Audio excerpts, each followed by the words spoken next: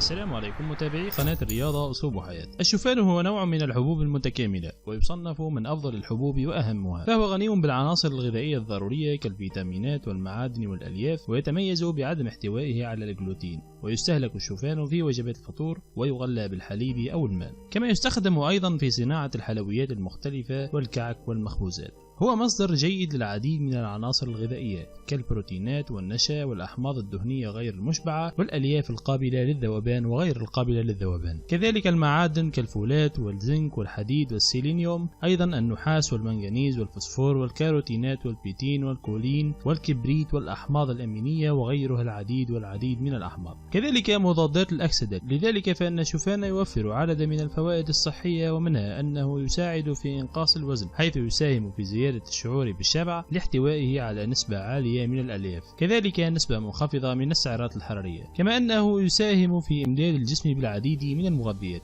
حيث يحتوي الشوفان على كمية كبيرة من الفيتامينات والمعادن والألياف والعناصر الغذائية المهمة كالنحاس والحديد والفسفور، أيضا حمض الفوليك والفيتامين B1 وB5، فهي جميعها ضرورية لوظائف الجسم. يصنف الشوفان كمصدر غني بمضادات الأكسدة التي قد تعين على تقليل مستويات ضغط الدم وتدفق الدم بشكل أفضل، كما تقلل التهاب الشرايين.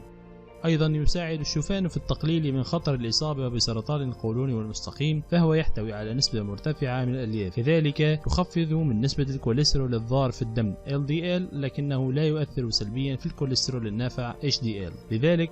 فهو ينفع في التقليل من الإصابة بأمراض القلب التاجية وكذلك السكتات الدماغية، كما أنه يساعد في خفض مقاومة الأنسولين، فهو يعين على التقليل من مستويات السكري في الدم لدى مرضى السكري من النوع الثاني، وذلك بزيادة حساسية الخلايا تجاه الأنسولين، كما أن الشوفان يساعد على التخفيف من أعراض أمراض الجلد ومنها الأكزيما، ويخفف من الحكة والتهيج في البشرة، كما أنه علاج ممتاز جدا للإمساك، حيث أن استخدامه يدخل في علاج الإمساك في بعض الأدوية لاحتوائه على الألياف التي تساند تسهيل حركة الجهاز الهضمي. الشوفان أيضا يساعد على الوقاية من الإصابة بأمراض الربو والحساسية عند الأطفال.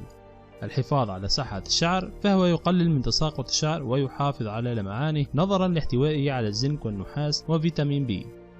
يعد الشوفان من الأطعمة الصحية التي تستهلك دون القلق منها، وقد يعاني شخص من بعض الأعراض الجانبية عند تناوله، ويتضمن ذلك انتفاخ الأمعاء وتكون الغازات فيها، ولحسن الحظ يتلاشى الشخص حدوث هذا العارض عبر إدخال الشوفان تدريجيا إلى النظام الغذائي حتى الوصول إلى الكمية المرغوب فيها، حتى يعتاد الجسم ويتأقلم عليها بحيث تتلاشى هذه الأعراض. ويعد وضع مستخلص الشوفان على البشرة آمنا جدا، وعلى الرغم من ذلك قد يعاني بعضهم من تشقق في البشرة عند وضعه. المرأة الحامل أو المرضع تستهلك الشوفان بصورة آمنة، ويوصى بتفادي استهلاك الشوفان لدى الأشخاص المصابين بمشاكل في البلع أو المضغ، مثل الأشخاص الذين فقدوا أسنانهم أو الأشخاص الذين يستخدمون أطقم الأسنان بطريقة خاطئة وغير مناسبة، إذ أن الشوفان غير الممضوغ قد يتسبب في انسداد الأمعاء. إضافة إلى هذه الحالات يوصى بتجنب استهلاك الشوفان عند الإصابة ببعض الحالات المرضية التي تصيب المعدة، الأمعاء والمريء، إذ تزداد مدة هضم الطعام لدى الأشخاص المصابين بهذه الحالة، مما يعطي المجال للشوفان بسد الأمعاء. يحتوي الشوفان على ألياف بيتا جلوكان الذائبة في الماء، والتي قد تساعد على تحسين استجابة الجسم للأنسولين وتقليل مستويات السكر في الدم، ولذلك فإنه ينصح للأشخاص المصابين بمرض السكري من النوع الثاني بإدخال الشوفان إلى نظامهم الغذائي اليومي، حيث أنه تحتمل فعالية الشوفان في مساعدتهم على التحكم في مستويات السكري في الدم. حسب مراجعة منهجية شملت 14 دراسة أولية ونشرت في مجلة نوترينت عام 2015، فإن تناول مرضى السكري من النوع الثاني للشوفان قلل بشكل ملحوظ من مستوى السكر الصيامي والكوليسترول والبروتين الدهني منخفض الكفاءة، أو ما يعرف بالكوليسترول الضار في الدم، مقارنة بمرضى السكري من النوع الثاني الذين لم يتناولوا الشوفان.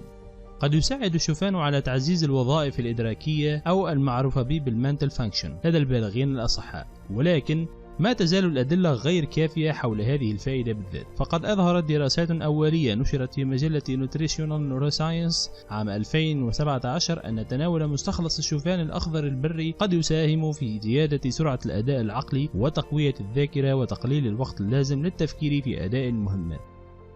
يعد الشوفان مصدرا ممتازا جدا لتزويد دماغ الأطفال بالطاقة، كما أنه غني بالفيتامين ه والزنك مما يعزز من وظائف الدماغ، كما أنه يحتوي على كمية عالية من الألياف كما ذكرنا سابقا، وهي التي تشعر الطفل بالامتلاء والشبع، مما يقلل من فرصة تناوله للأطعمة غير الصحية بين الوجبات. ومن الجدير بالذكر أن الأكاديمية الأمريكية لطب الأطفال توصي باستخدام الشوفان بدلا من حبوب الأرز للأطفال الذين يعانون من صعوبة في البلع أو الارتجاع المعدي المريء، حيث يزيد الشوفان من سماكة الأطعمة التي يتناولها هؤلاء الأطفال، مما يسهل بلعها بشكل آمن ويخفف من حالة الارتجاع لديهم. كما أن الأرز أيضا يحتوي على عنصر الزرنيخ الذي قد يسبب ضررا أحيانا في حال الإسراف في تناوله. لذلك فإن الشوفان يعد بديلا آمنا جدا للأرز، ويمكن إعطاؤه حتى للأطفال الذين يعانون من مرض حساسية القمح أو ما يسمى بمرض السيلياك. نرجو أن تكونوا قد استفدتم متابعين الكرام. لا تنسوا الاشتراك في قناتنا ومتابعة صفحتنا على الفيسبوك. دمتم بخير وفي أمان الله.